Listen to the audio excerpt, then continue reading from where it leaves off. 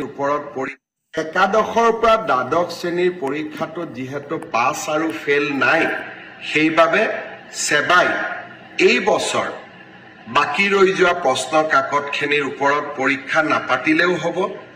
অহা বছৰ আমি একাদশমান শ্ৰেণীৰ পৰীক্ষাটো কেনেকৈ কঠোৰভাৱে নিয়ন্ত্ৰিতভাৱে পাতিব পাৰোঁ তাৰ বিষয়ে আমি আলোচনা কৰিম।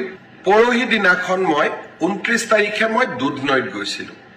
দুধনৈত এগৰাকী ছাত্ৰীয়ে মোৰ ওচৰত আহি ক'লে যে মামা, উচ্চতৰ মাধ্যমিক দ্বিতীয় বৰ্ষৰ বাবে প্ৰস্তুতি হোৱাৰ সময়, এতিয়া যদি আমি চিন্তা কৰি থাকোঁ, আমাৰ হায়াৰ ছেকেণ্ডাৰী দিবৰ বাবে আমি মাত্ৰ 8 মাহ মানেহে পাম।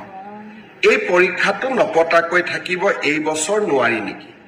মই ভাবোঁ যে আমি সেবাই এই দিশটো বিবেচনা কৰিব লাগে। যিয়ে নহওক কিয় 2খন বা 3খন প্ৰশ্ন কাকত বাকী ৰৈ গৈছে আৰু পৰীক্ষাটো যদি এপ্ৰিলৰ শেষত বা মে'ত আমি অনুষ্ঠিত কৰোঁ, ল'ৰা ছোৱালীবিলাকো